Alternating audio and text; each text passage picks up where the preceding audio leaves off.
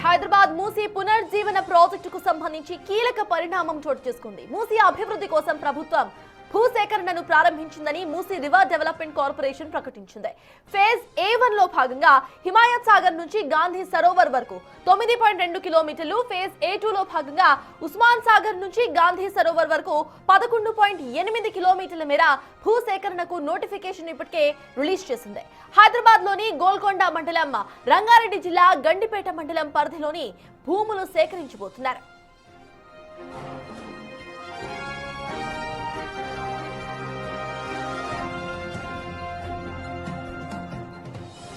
మూసీ అభివృద్ధి కోసం మొత్తం 50 ఎకరాలకు పైగా భూమిని సేకరించేందుకు MRDCL సిద్ధమైంది.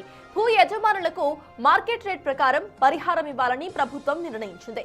భూమి సేకరించే సర్వే నంబర్స్, గ్రామాల వారీగా పూర్తి జాబితాను మూసీ రివర్ డెవలప్మెంట్ కార్పొరేషన్ ప్రకటించింది. హైదరాబాద్, రంగారెడ్డి, మేడ్చల్, మల్కాజ్గిరి జిల్లాల పరిధిలోని గండిపేట నుంచి గౌరెల్లి వరకు 55 కిలోమీటర్ల పరిధిలో మూసీ అభివృద్ధి పనులు చేపట్టబోతున్నారు అధికారులు.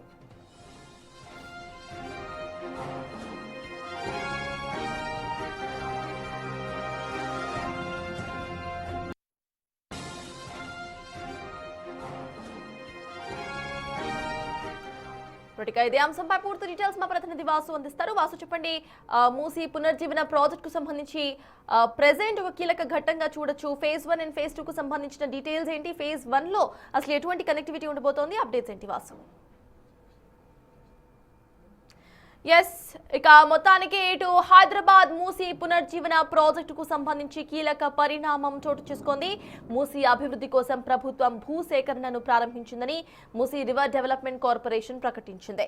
ఫేజ్ A1 లో భాగంగా హిమాయత్ సాగర్ నుంచి గాంధీ సరోవర్ వరకు 9.2 కిలోమీటర్లు, ఫేజ్ A2 లో భాగంగా ఉస్మాన్ సాగర్ నుంచి గాంధీ సరోవర్ వరకు 11.8 కిలోమీటర్ల మేర భూసేకరణకు నోటిఫికేషన్ జారీ చేసింది.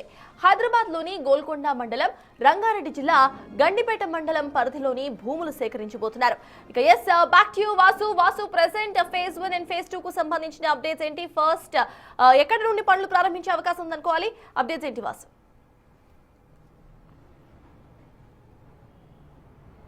సతాజ్, మూసీ పునర్జీవన ప్రాజెక్టుకు సంబంధించి కీలక పరిణామం చెప్పాలి. అయితే ప్రధానంగా ఈ ప్రాజెక్టుకు సంబంధించి కూడా భూసేకరణకు తెలంగాణ ప్రభుత్వం కీలక ప్రకటన చేసింది.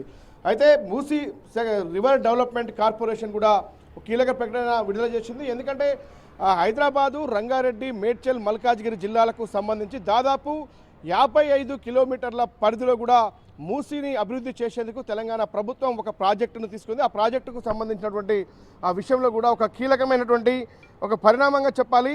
ఎందుకంటే ఇప్పటికే హైదరాబాద్ నగరాన్ని 3 కార్పొరేషన్లుగా ఏర్పాటు చేస్తూ తెలంగాణ ప్రభుత్వం కీలక నిర్ణయం తీసుకుంది. కానీ ఇదొక మరొక కీలక నిర్ణయం. ఎందుకంటే ఇప్పటికే మూసీ కంపుకు సంబంధించి కూడా అక్కడ ఉన్నటువంటి పరివాహక ప్రాంతాలన్నీ కూడా పూర్తిగా పొల్యూషన్ అయినటువంటి నేపథ్యంలో కూడా తెలంగాణ తాజా కాంగ్రెస్ ప్రభుత్వం ఒక కీలక నిర్ణయం అయితే తెలంగాణ మూసీ రివర్ పునర్జీవనానికి సంబంధించినటువంటి ఒక కీలక ప్రాజెక్టుకు సంబంధించి ఒక కీలక పరిణామం చెప్పాలి.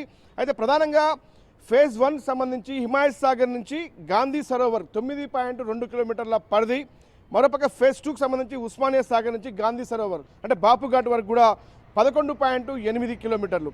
అంటే ఈ రెండుకు సంబంధించినటువంటి మొదటి విడతలో కూడా భూసేకరణ చేపట్టి బఫర్ జోన్ సంబంధించినటువంటి 50 మీటర్ల పరిధిలో కూడా ఏదైతే ఆ పరిధిని స్ట్రాంగ్ చేయడం, మరోపక్క ఏదైతే పర్యావరణ పరంగా కూడా ఆహ్లాదకరమైనటువంటి వాతావరణాన్ని అక్కడ అందించేందుకు మూసీలో మంచినీరు పారించే విధంగా ప్రణాళిక సిద్ధమవుతుంది. మొత్తం దీనికి సంబంధించి ఈ యొక్క హైదరాబాదు, రంగారెడ్డి, మల్కాజ్గిరి, మేడ్చల్ జిల్లాలకు సంబంధించినటువంటి విషయంలో 4 మండలాలకు సంబంధించి కూడా దాదాపు 50 ఎకరాల భూసేకరణకు సంబంధించి కీలక ప్రకటన విడుదల చేసింది. తమ హక్కు పత్రాలు, ఆధారు, బ్యాంకు వివరాలు కూడా ఆ పరిధిలో ఉన్నటువంటి GHMC అధికారులకు ఇవ్వాలని కూడా కోరింది. అయితే ప్రస్తుతం ఈ ప్రకటనలో ఏ భూములు ఏ గ్రామాల నుంచి వెళ్తా ఉన్నాయో వాటికి సంబంధించినటువంటి సర్వే నెంబర్లను కూడా ప్రకటించింది. భూ యజమానులు మార్కెట్ విలువ ఆధారంగా ఇప్పుడు ప్రస్తుతం అక్కడ మార్కెట్ విలువ ఎంత ఉందో అంత చెల్లించి భూములు తీసుకోవాలని కూడా ప్రభుత్వం భావిస్తూ ఉంది. ఎందుకంటే మూసీ పునర్జీవనం ప్రాజెక్ట్ అనేది హైదరాబాద్ నగర అభివృద్ధికి చాలా కీలకం, మరోపక్క పర్యావరణ పరిరక్షణ కూడా చాలా కీలకం కాబోతోంది. మూసీ పూర్తిగా కూడా 80% కూడా అక్కడ పూర్తిగా దుర్గంధం ఉన్నటువంటి నేపథ్యంలో కూడా పూర్తిగా మూసి పునర్జీవనాన్ని ప్రాజెక్టు చేపట్టాలని తెలంగాణ ప్రభుత్వం నిర్ణయం తీసుకుని దానిలో భాగంగానే భూసేకరణ చేపట్టింది. అయితే నిర్ణీత సమయంలో ఏమైనా అభ్యంతరాలు ఉంటే, ఒకవేళ మీ భూమికి సంబంధించి ఏమైనా అభ్యంతరాలు ఉంటే స్థానిక అధికారులకు తెలియజేయాలని కూడా నోటీసులో పేర్కొనడం జరిగింది. మొత్తం ల్యాండ్ అక్విజిషన్ యాక్ట్ 2013 నిబంధనల ప్రకారం భూసేకరణ చేపట్టేందుకు తెలంగాణ ప్రభుత్వం సిద్ధమవుతుంది. అయితే హైదరాబాదు, రంగారెడ్డి, మల్కాజిగిరి, మేడ్చల్ జిల్లాల పరిధిలో గండిపేట నుండి గౌరెల్లి వరకు దాదాపు 55 కిలోమీటర్ల పరిధిలో కూడా మూసి పూర్తిగా పునర్జీవన ప్రాజెక్టును ఏర్పాటు చేయాలి, మూసీని ప్రక్షాళన చేయాలని కూడా ప్రభుత్వం భావిస్తూ ఉంది. కాబట్టి ఈ 55 కిలోమీటర్ల పరిధిలో ఉన్నటువంటి ఈ రెండు ఏదైతే ఉన్నాయో ఫేజ్ 1, ఫేజ్ 2కి సంబంధించి హిమాయత్ సాగర్ టు గాంధీ సరోవర్, ఉస్మాన్ సాగర్ నుండి గాంధీ సరోవర్, ఈ రెండింటికి సంబంధించినటువంటి మొదటి దశలో భాగంగా నోటిఫికేషన్ విడుదల చేసింది. ఈ నోటిఫికేషన్లో దాదాపు 50 ఎకరాల భూమి ప్రభుత్వానికి అవసరం ఉంది. పూర్తిగా అక్కడ భూ సేకరణకు సంబంధించి అక్కడ ఎవరైతే భూములు ఇచ్చే వాళ్ళు ఉన్నారో వాళ్ళు ఏమంటున్నారు, వాళ్ళు పర్టికులర్ గా ఏమైనా డిమాండ్స్ ఇస్తున్నారా? ఎందుకంటే మార్కెట్ వాల్యూకి ఎగ్జాక్ట్ గా ఇవ్వడం అనేది present government that's a great call. So అవి కాకుండా ఇంకేమైనా డిమాండ్స్ సైతం వాళ్ళు చెప్తున్నారా? ఇప్పటికే మూసి ఆనుకొని ఎఫ్టీఎల్ బఫర్ జోన్లో ఉన్నటువంటి కొంతమందిని ఇప్పటికే తరలించారు. కానీ పక్కాగా పట్టా భూములు ఎవరికైతే ఉన్నాయో రైతులు కావచ్చు, ఇతర నిర్వాసితులు కావచ్చు, వాళ్ళకు ఉన్నటువంటి నివాస స్థలాల్లో ఉన్నటువంటి వ్యక్తులు కావచ్చు, వాళ్ళ భూములకు సంబంధించి యథావిధిగా ప్రస్తుతం మార్కెట్ రేటు ఎంత ఉందో ఆ రేటును చెల్లించేందుకు ప్రభుత్వం సిద్ధమవుతుంది. కాబట్టి ఇలా 50 ఎకరాల భూమి ప్రభుత్వానికి ఫేజ్ 1లో ఫేజ్ 2కి సంబంధించిన అవసరం పడుతుంది. కాబట్టి దీనికి సంబంధించి ప్రకటన విడుదల చేసింది. అంటే వాస్తవానికి మార్కెట్ వాల్యూ ప్రకారం ఇస్తే ఖచ్చితంగా అక్కడ ఉన్నటువంటి రైతులు కావచ్చు, అక్కడ ఉన్నటువంటి ఎవరైతే స్థానికులు కావచ్చు ఖచ్చితంగా ఆనందం వ్యక్తం చేసే పరిస్థితి ఉంటుంది.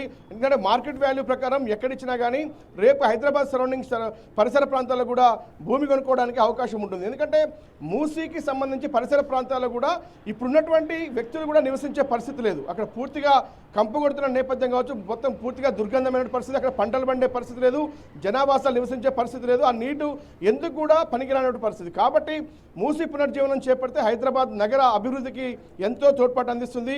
పర్యాటక పరంగా కూడా చాలా అనేక రకాలుగా ఉపయోగపడుతుంది. పూర్తిగా పొల్యూషన్ కంట్రోల్ చేయడానికి చాలా అవకాశం ఉంటుంది. నీరు పూర్తిగా కాలుష్యానికి వచ్చినటువంటి నేపథ్యంలో ఏదైతే మూసీ పైన ఆధారపడినటువంటి కింద ఉన్నటువంటి జిల్లాలకు సంబంధించి రంగారెడ్డి, నల్లగొండ జిల్లాలకు సంబంధించినటువంటి విషయంలో కూడా ఇక్కడ రైతులు కొంతమంది దీనిపైన ఆధారపడి వ్యవసాయం చేస్తున్నారు. కానీ అదంతా కూడా విషతుల్యమైనటువంటి పరిస్థితి, అక్కడ ఆహారాన్ని తినే పరిస్థితి లేదు, అక్కడ కింద ఉన్నటువంటి ప్రజలు రోగాల బారిన పడుతున్నటువంటి నేపథ్యం. కాబట్టి ఖచ్చితంగా మూసీ పునర్జీవనం ప్రాజెక్ట్ అనేది కూడా చాలా కీలకం. తెలంగాణ రాష్ట్రానికి సంబంధించి హైదరాబాద్, నాట్ ఓన్లీ హైదరాబాద్, పూర్తిగా గ్రేటర్ హైదరాబాద్ త్రిబుల్ పరిధిలో ఉన్నటువంటి విషయంలో కావచ్చు, ఇటు నల్లగొండ జిల్లాకు సంబంధించిన రైతుల విషయంలో కావచ్చు, మూసీ పునర్జీవన ప్రాజెక్ట్ అనేది కూడా చాలా కీలకంగా అవుతుంది.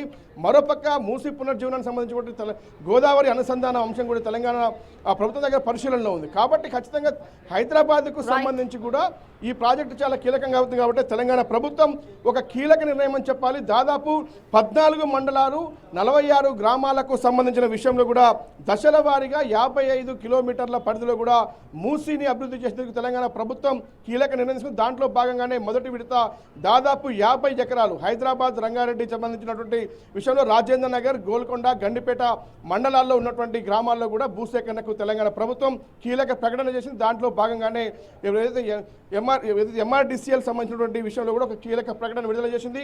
రైతులకు అభ్యంతరాలు ఉన్నా లేదంటే ఇంకేమైనా అవసరాలు ఉన్నా ఖచ్చితంగా కూడా స్థానిక జిహెచ్ఎంసీ అధికారులను వాళ్ళని కలవాలి. వాళ్ళకి సంబంధించినటువంటి ఆధార్ కార్డు, సర్వే నెంబర్లు, పాస్ పుస్తకాలు కూడా తీసుకొని వెళ్ళి రైతులు కలిస్తే ఖచ్చితంగా మార్కెట్ వాల్యూ ప్రకారం రైతులకు చెల్లించేందుకు తెలంగాణ ప్రభుత్వం సిద్ధమవుతోంది. Thank you Vasu.